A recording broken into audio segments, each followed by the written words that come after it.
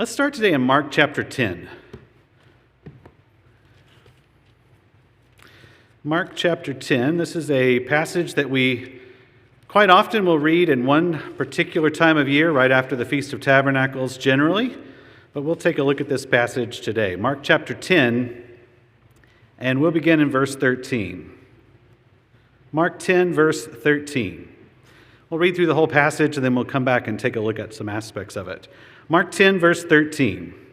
It says, "Then they brought little children to him," that being to Jesus, "that he might touch them. But the disciples rebuked those who brought them. But when Jesus saw it, he was greatly displeased and said to them, 'Let the little children come to me, and do not forbid them, for of such is the kingdom of God. Assuredly, I say to you, whoever does not receive the kingdom of God as a little child will by no means enter it.' And he took them up in his arms, laid his hands on them, and blessed them." You can find the parallel accounts in Matthew chapter 19 and Luke chapter 18. And as I mentioned, we often read this passage in the Church of God, usually a couple of Sabbaths after the Feast of Tabernacles, as we go through the ceremony of the blessing of the children. And when we read through this passage, we often focus on that aspect of what is said for us here.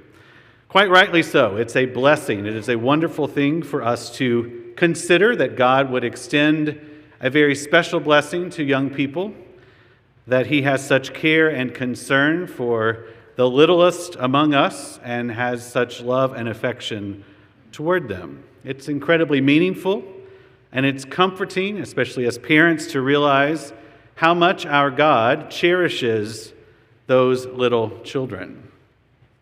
But today I would like for us to notice another element of this exchange.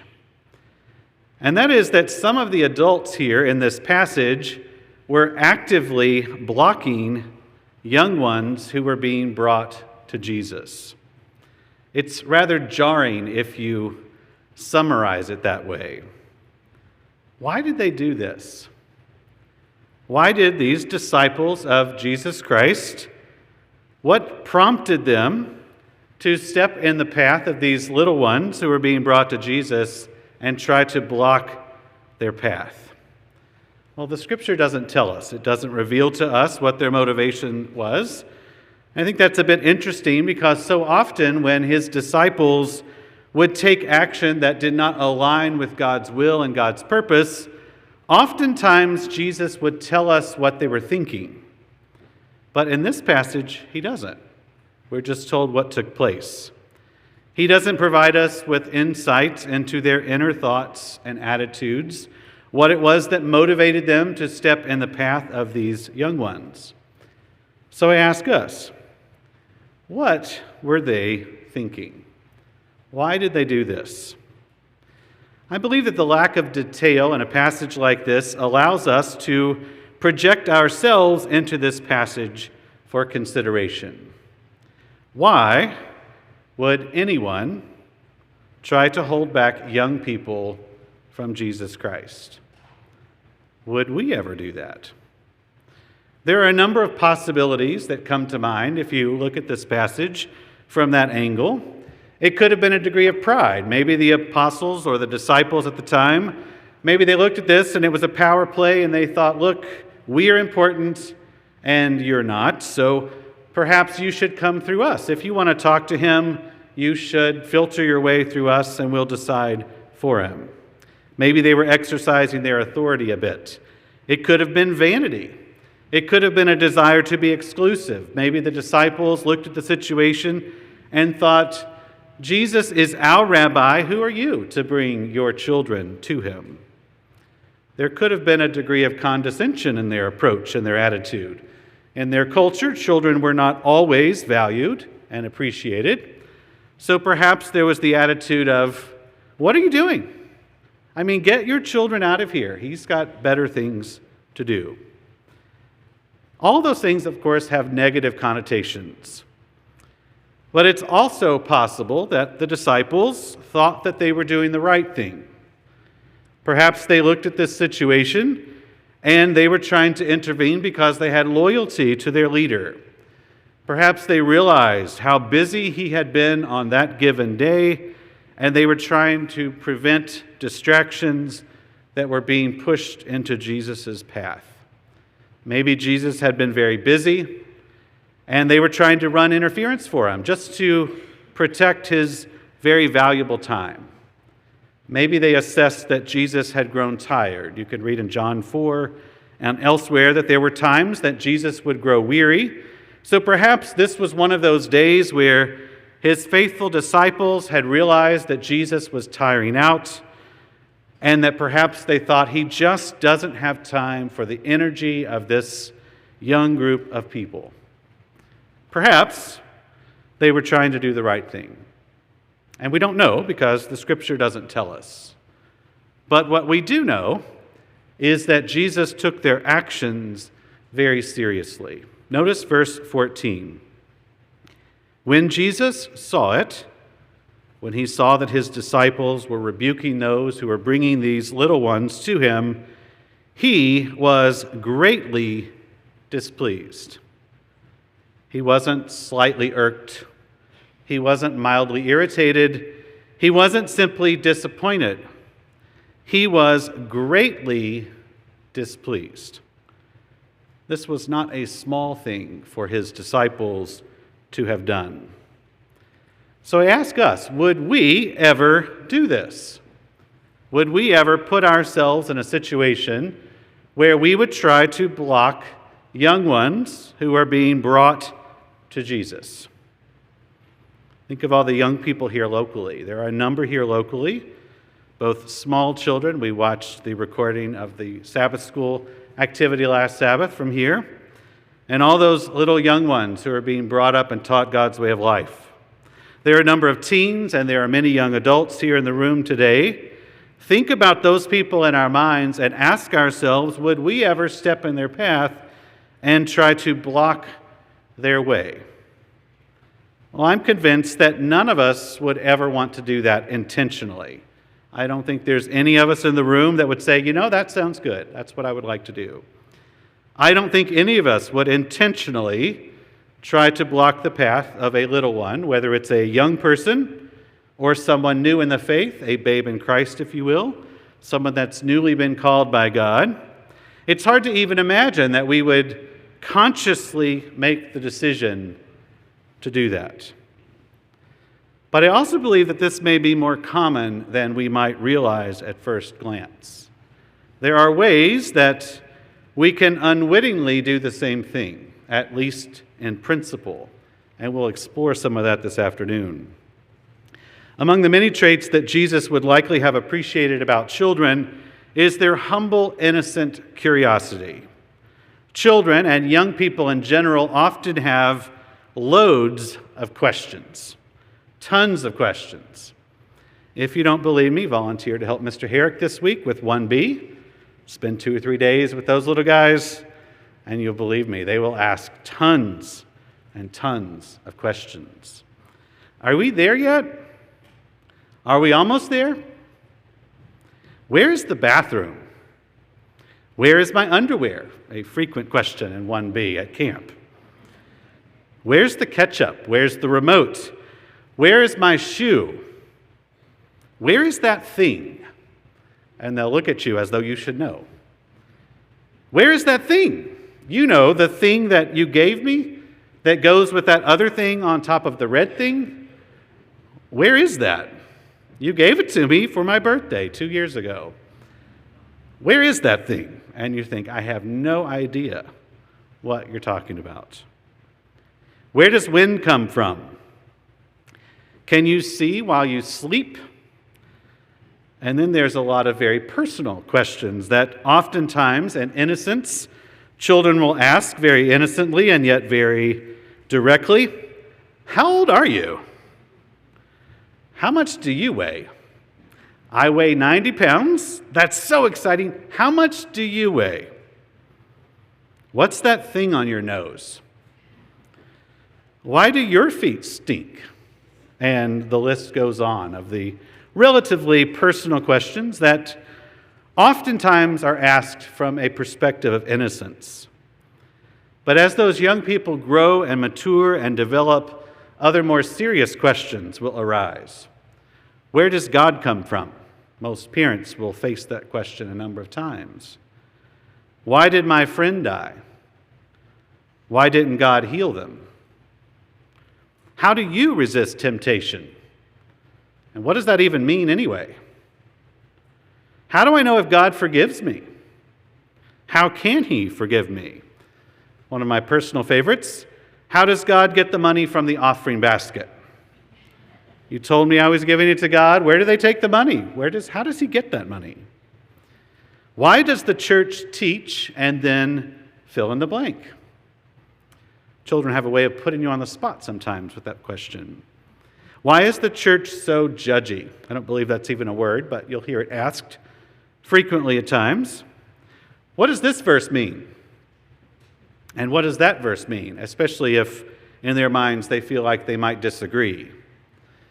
Why can't we, and then fill in the blank with whatever activity or program or event that the individual would like to participate in and feels as though they're not allowed to? Why can't we do that?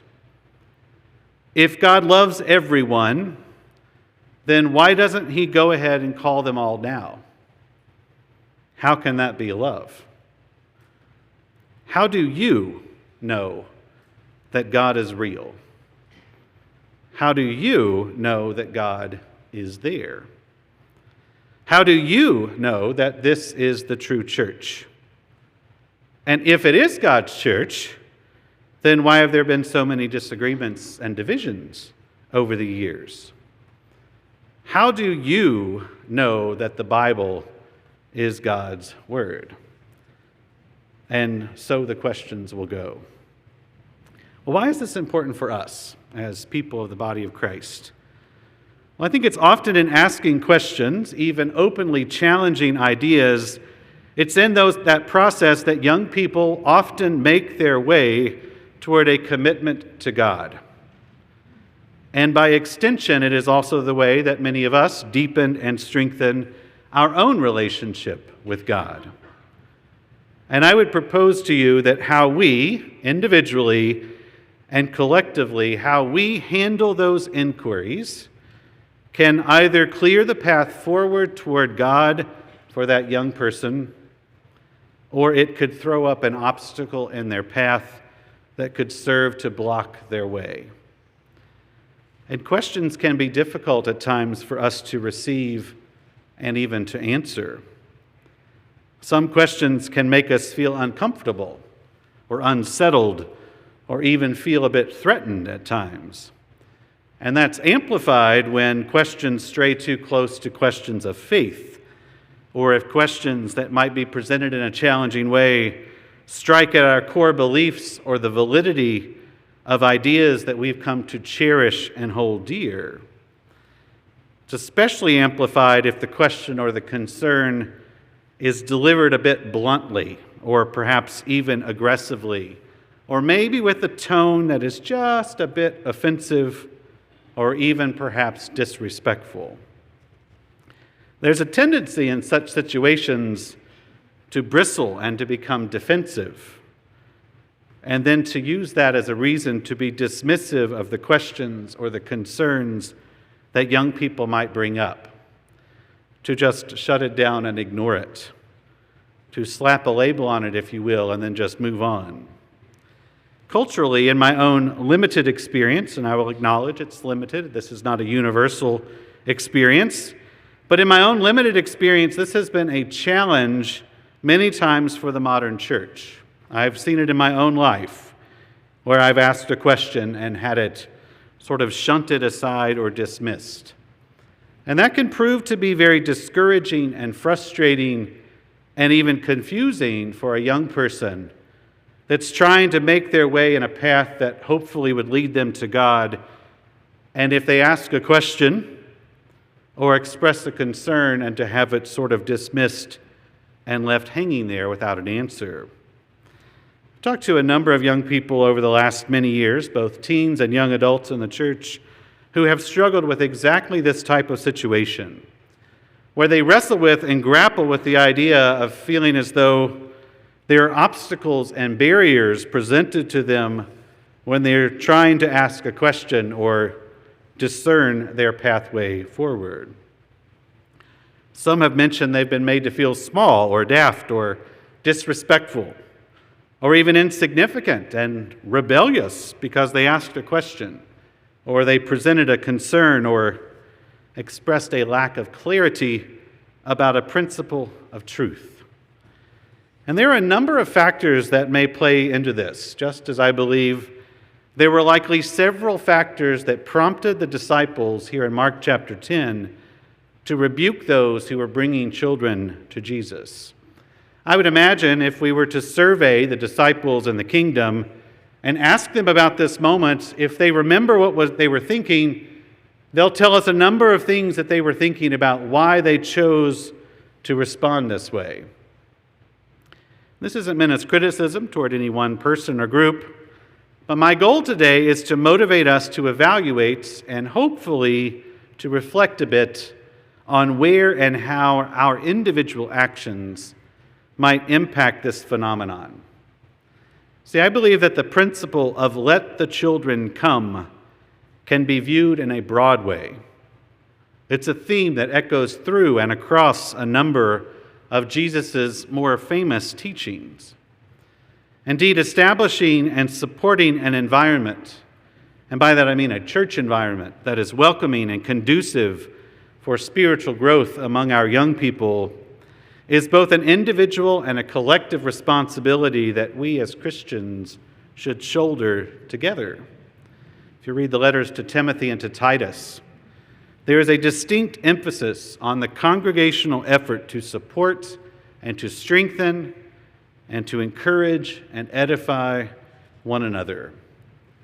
And there is a very special distinction in Scripture regarding young people, whether they are young in age or if they are simply babes in Christ, those newly called by God. You could mark for your notes Matthew 18 and verse 6.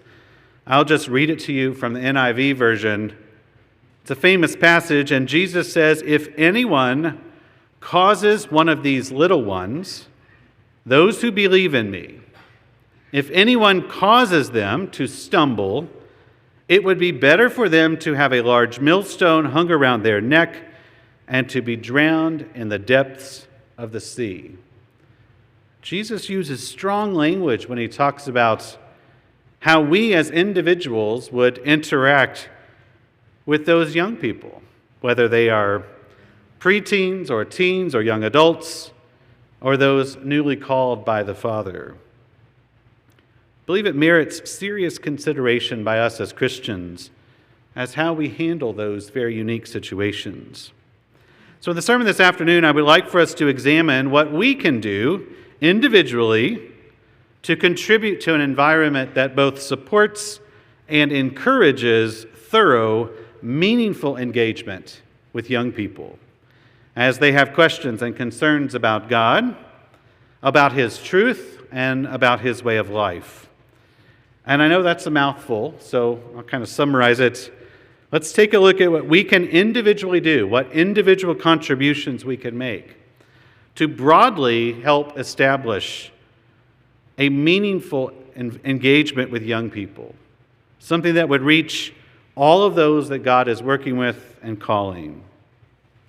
I believe that we all want an environment that serves to clear the path to God rather than blocking it. And Jesus, of course, would model this for us over and over again with the disciples when they would come to him privately with questions. Turn back a few pages to Mark chapter 4. We'll see an example of this. Mark chapter 4 and verse 1. Mark 4, verse 1. "And again he began to teach by the sea, and a great multitude was gathered to him, so that he got into a boat and sat in it on the sea, and the whole multitude was on the land facing the sea.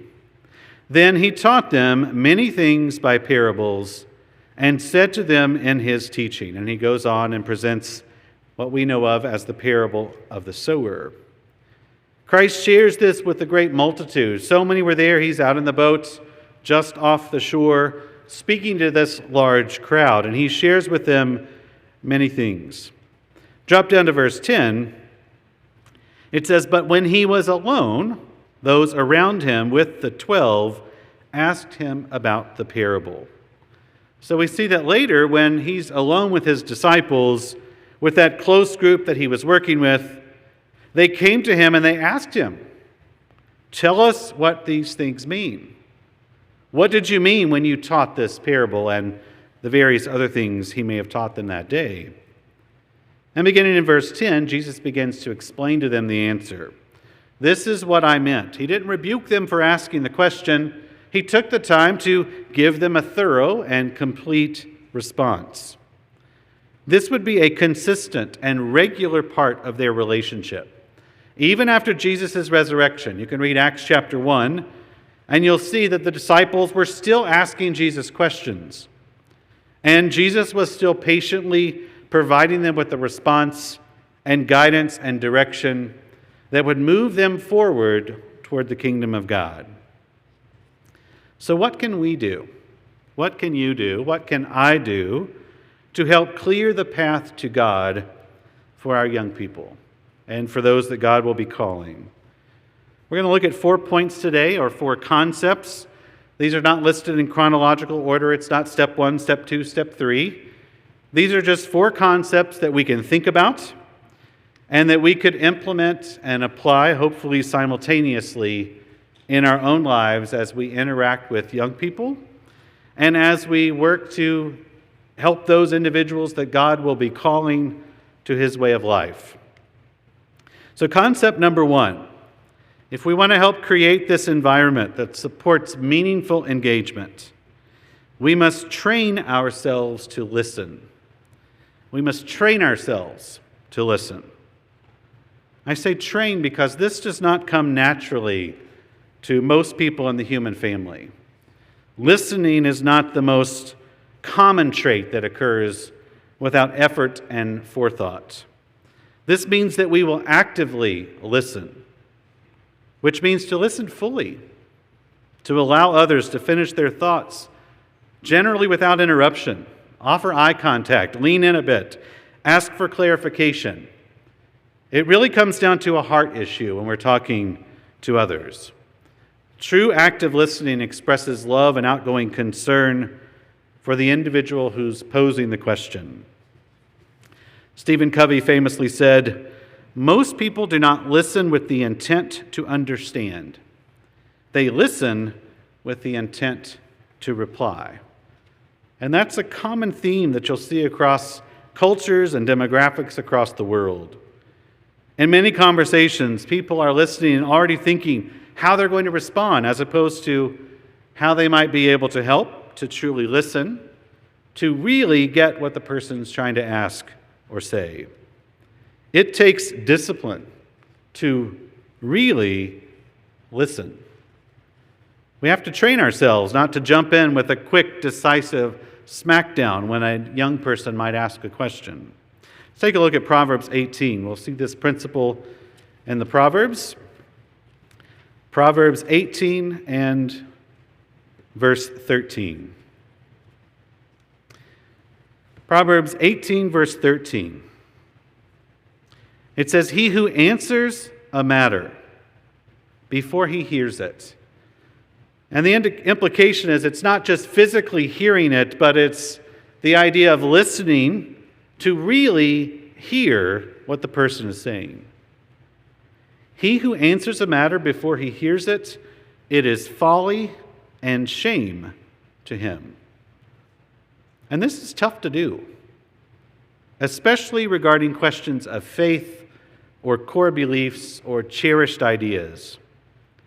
It's tough to do if the question or the concern is delivered bluntly or even aggressively, because the human condition is often to match the tone and the posture of the person asking the question. It requires elements of the fruit of God's Spirit.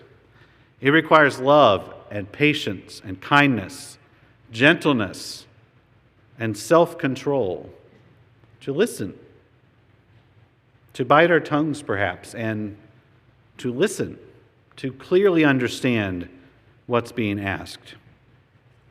Why is this type of listening so critical as we would interact with young people? Well, it establishes safety and trust, which is critical for reaching young people. It communicates, just simply actively listening, communicates love and respect and appreciation. It doesn't mean agreement, but it demonstrates a degree of love and respect and appreciation that will resonate with the individual who's trying to ask the question.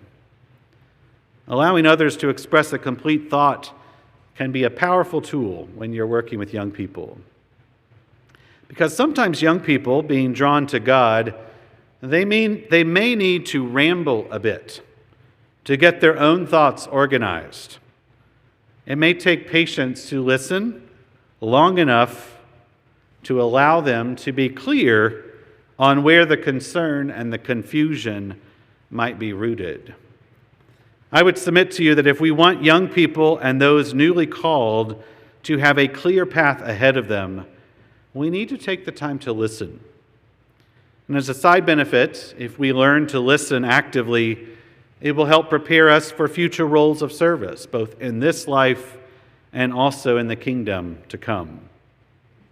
Okay, concept number 2. If we want to help foster this type of an environment where young people are engaged and they feel safe in asking and presenting concerns, if we want to do that, let's encourage and support a culture of curiosity and questions. This means we actively try to encourage young people to ask questions if they have them. Prompt those questions where necessary. This means we must learn to be approachable. Jesus certainly was, and we must learn to prompt their curiosity and their questions. Consider what happens if we ignore, minimalize, trivialize, or dismiss questions and concerns that young people might express.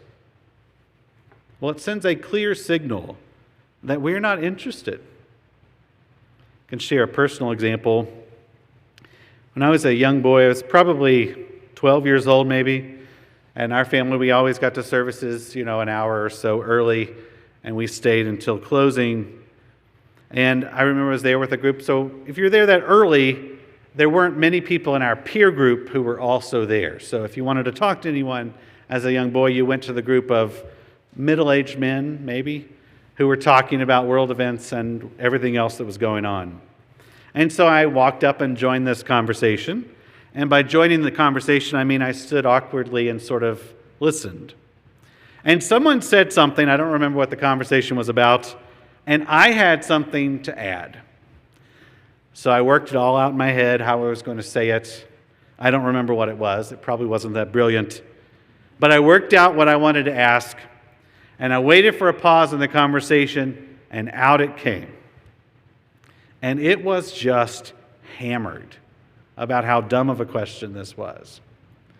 I don't remember what they said, but I remember that feeling of if I had a tail, tucking it and kind of slinking away to the side. We don't want that to happen with our young people when they're asking questions about the pathway forward to God. We can actively encourage and facilitate thoughtful engagement. Each one of us can do this every week.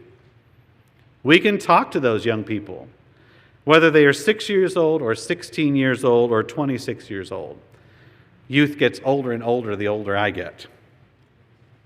We can talk to them. Ask our own questions. Prompt them.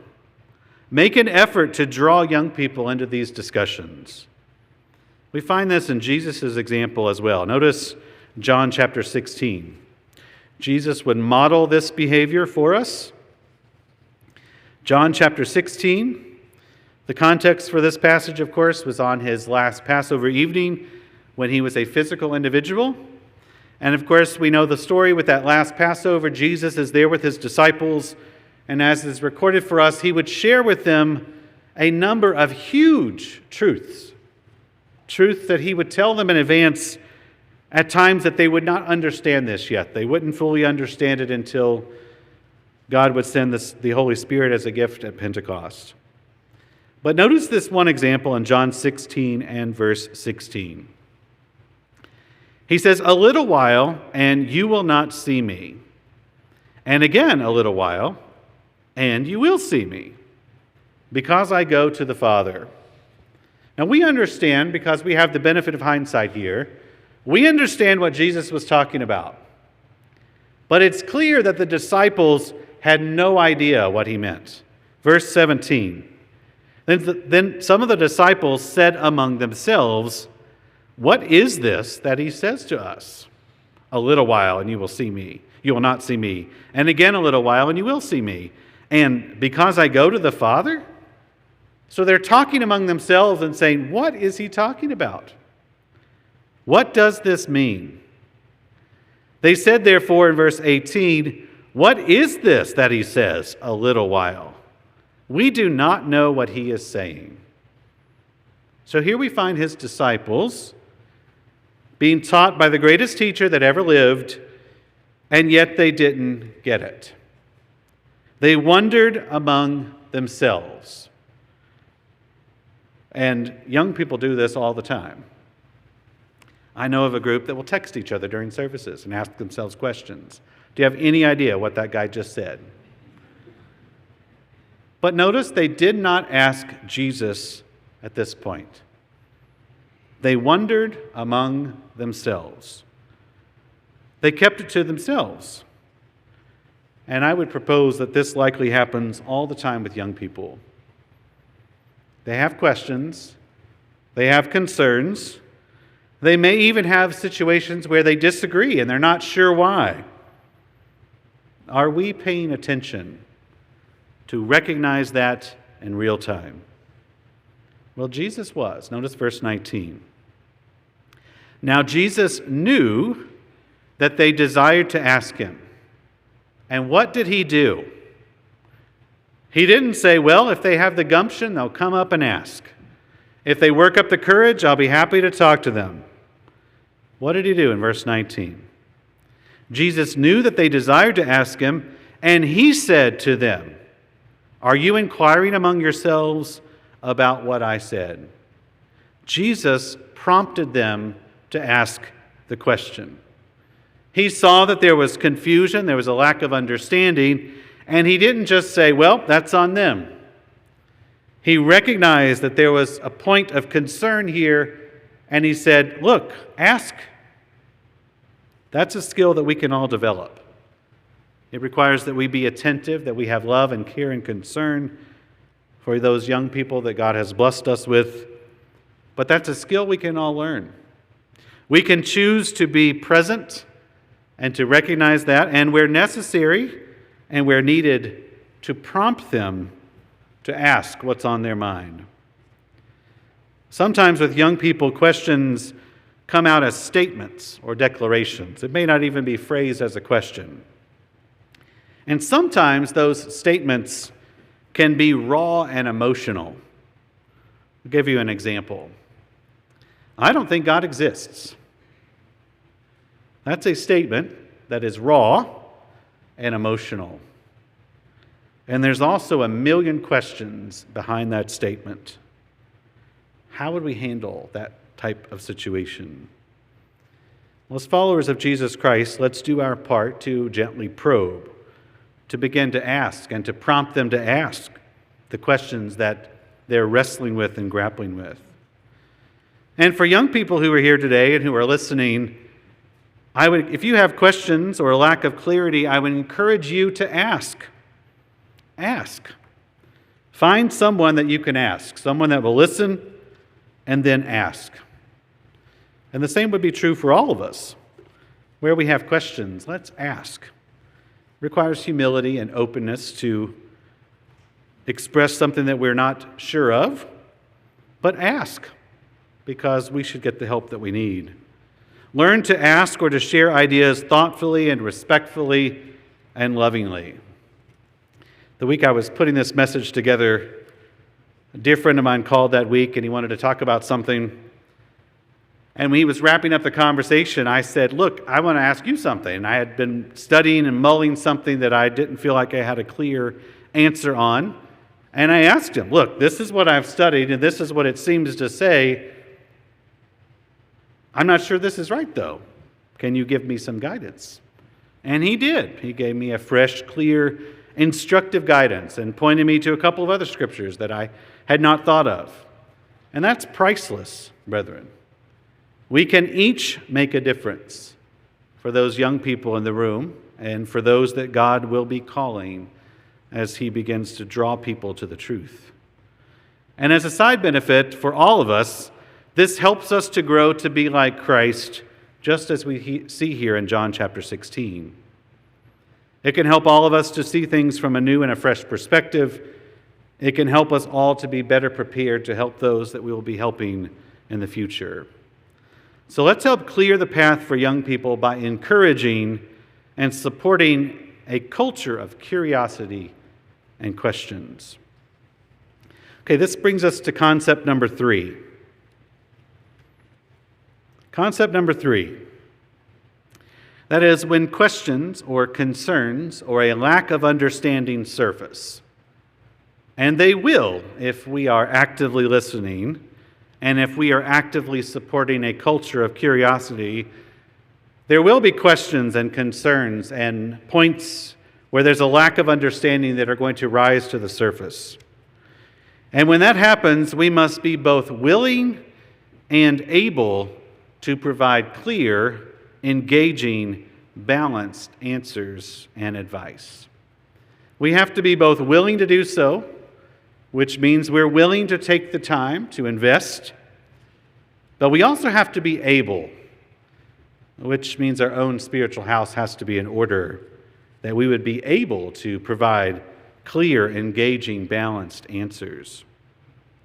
We know the principle in 1 Peter 3 and verse 15 that we would always be ready to give an answer. This is something that God wants to see in each one of us, that we would be spiritually able and ready.